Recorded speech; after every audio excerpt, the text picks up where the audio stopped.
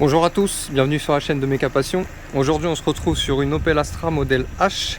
Donc celle-là elle est en essence, 1,6 litre. J'ai acheté ça là sur le bon coin, pas cher du tout. Elle a plusieurs soucis donc on va voir ensemble quoi. Et voilà, donc aujourd'hui on va attaquer la partie moteur. Il n'y a pas grand chose à faire là, ça va être une bonne révision, vidange, les bougies.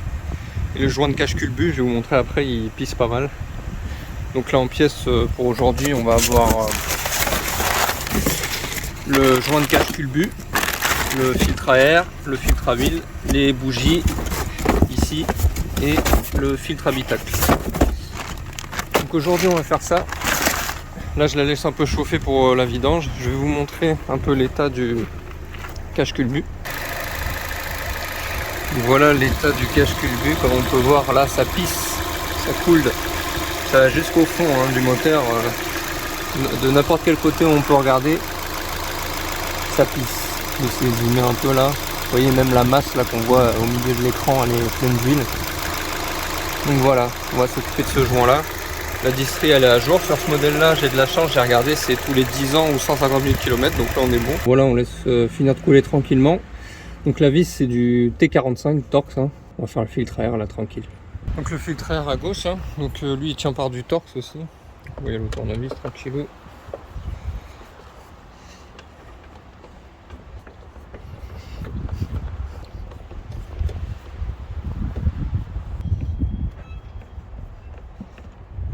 Voilà. Donc là ça devrait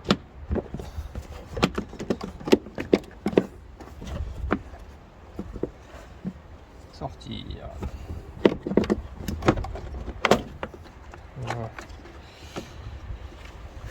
Donc là on peut apercevoir le filtre. On va regarder son état. Mais il est quand même bien crado. Donc allez, on va remplacer tout ça. Bon du coup on va laisser le truc du filtre à air démonter, ça nous fera un peu plus de place pour voir un peu tout ça après. On va rester dans le domaine des filtres avant de commencer les bougies, tout ça, comme ça on se disperse pas trop. Donc là je vais aller faire le filtre habitacle pendant que je suis pas crado. Et après on fera le filtre à huile. Et après on pourra rattaquer là, par là, le joint et les bougies. Et le filtre habitacle c'est derrière la boîte à gants. Là on peut voir qu'il y a des vis Torx. Il y en a deux en haut, deux en bas. Ici. Donc allez, j'enlève ça puis on voit ce qui se trouve derrière. On a accès à ça, donc je pense que c'est derrière celui-ci. Donc on va dévisser les deux petites vis là. Je sais pas c'est du combien, mais c'est un petit truc ça. Donc c'est une douille de 5,5 qu'il faut débloquer comme ça. Donc là après vous avez il y a des clips comme ça là. Faut tirer dessus. Hop, vous voyez après ça vient. Il y en a un autre ici. Là je vais essayer et on va voir ça. Bon là je l'ai sorti. Bon il était déjà comme ça quand je l'ai sorti, hein. Ils ont dû le plier à l'arrache. Voilà, bien dégueulasse. À la base ça c'est blanc. Là j'ai le nouveau. Donc normalement il y a marqué Airflow avec une flèche. Là j'ai pas. Donc je vais faire comme l'autre, la mousse, la noire, elle était plus vers par là. Donc voilà, je vais l'enfiler comme ça. Bon voilà, ça s'est remonté. On va pouvoir aller remettre le bouchon d'huile et enlever le filtre à huile. Allez, c'est parti. Je viens de récupérer le bouchon, je l'ai nettoyé. Vous voyez sur ce modèle là, les Opel, c'est un petit joint en caoutchouc comme ça intégré à la vis. Donc j'ai pensé à le commander quand j'ai fait ma commande. Je regarde toujours les joints de vidange et je le prends parce qu'en général c'est quelques centimes. Là je crois que c'était 25 centimes, un truc comme ça. Donc pensez à quand vous faites votre commande pour votre vidange à prendre le joint qui va avec quoi. Parce que c'est jamais les mêmes et ça par exemple c'est la première fois que je vois ça moi. Donc allez, je vais changer et on remet ça. Bon voilà, j'ai resserré la vis. Je vais pas nettoyer tout de suite parce que comme vous voyez l'état du moteur à cause du joint de cache culbut, il y en a partout. Il faudra lui faire un bon gros nettoyage après. Donc voilà. Le filtre à huile il se trouve à peu près à ce niveau là en dessous. C'est une cloche en plastique avec une empreinte de 24 mm. Voilà, ça donne ça. Là, il faut bien vérifier où se trouve le joint à la gorge. Donc là, c'est entre ces deux là. Le joint bleu là. Voilà, donc le nouveau est là. On va comparer, on va changer tout ça. On a remis le joint neuf. Bien pensé à huiler le joint neuf. Le filtre, il a bien cliqué au fond. Donc allez, on remet ça.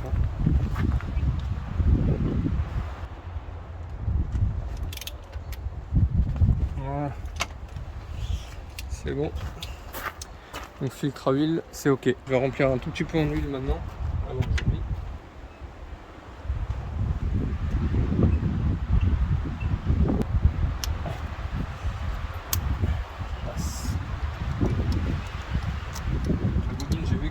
déjà fait changer. Donc les bougies, je préconise de les changer tous les 30 000. Et je crois qu'elles doivent avoir 55 000, comme ça. C'est pour ça que je les change. Sur un essence les bougies, c'est important. Hein.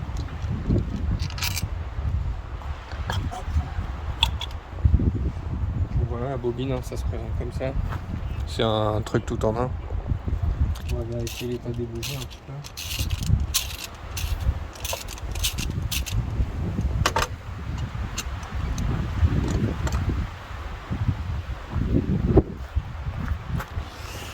Alors, je sais pas vous, mais je trouve que l'électrode est vachement loin.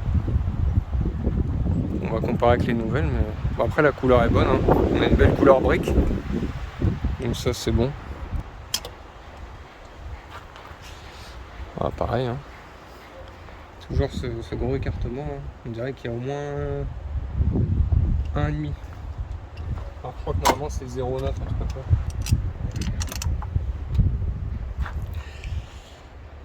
Pareil. Pareil, hein. Je vais vous montrer la différence. Ça c'était la General Motors là qui était dessus. Ça c'est la Bosch. Regardez un peu la différence. Donc ça à mon avis, ça va faire un changement. Parce que je trouve en plus elle a un petit manque de puissance. Donc on va voir. Je vous disais que dès que je l'ai sorti, j'ai vu que c'était vachement loin quoi.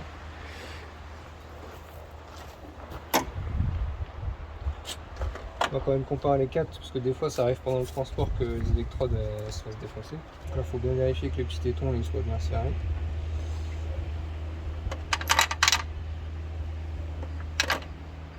Voilà.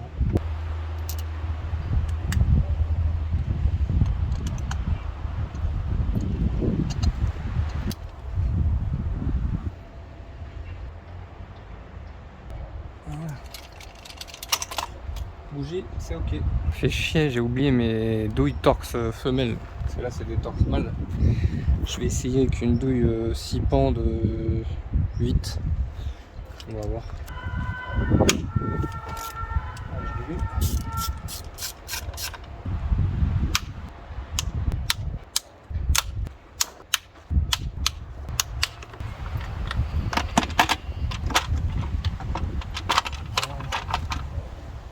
Voilà, voilà. Elle est là carrément pétée. Ah oui, elle est pétée à plusieurs moments. C'est clair. C'est pas fort tomber le bouton.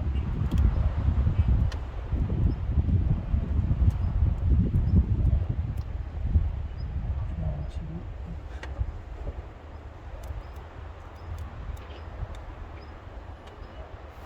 Ouais, il était temps. Il cuit chez cuit le machin.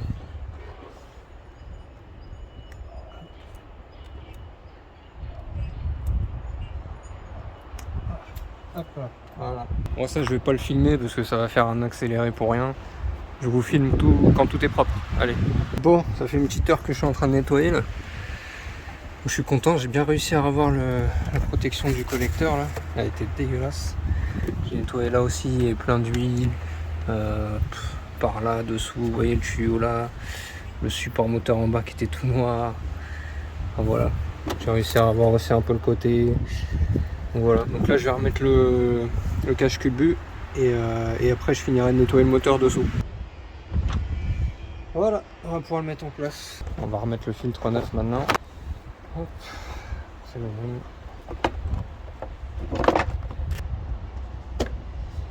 bon. Bah, il ne nous reste plus qu'à démarrer.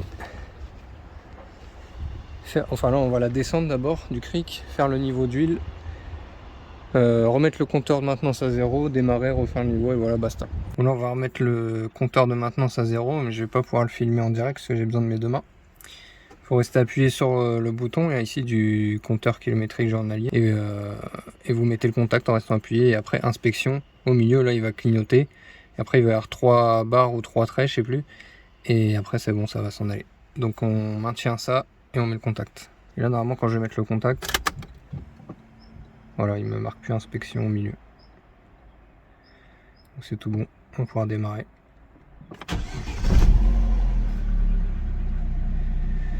Voilà, Donc là on va laisser tourner 2-3 secondes, enfin voilà quoi, façon de parler, histoire que le filtre à huile il se remplisse et on refait le niveau. Bon voilà, je suis plutôt content du résultat, hein.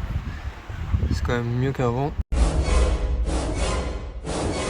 Le deuxième épisode ça sera sur toute la partie esthétique, donc le feu là qu'on va refaire, et aussi voir le faisceau parce que le feu de croisement marche pas. Putain, c'est le vent d'enculé. Le rétroviseur que j'ai commandé, les jantes et le calculateur de capote pour la faire refonctionner, et après on sera bon. Donc voilà, si vous avez kiffé la vidéo, mettez un petit j'aime, un petit commentaire, ça fait toujours plaisir, ça fait avancer la chaîne. À la prochaine, ciao.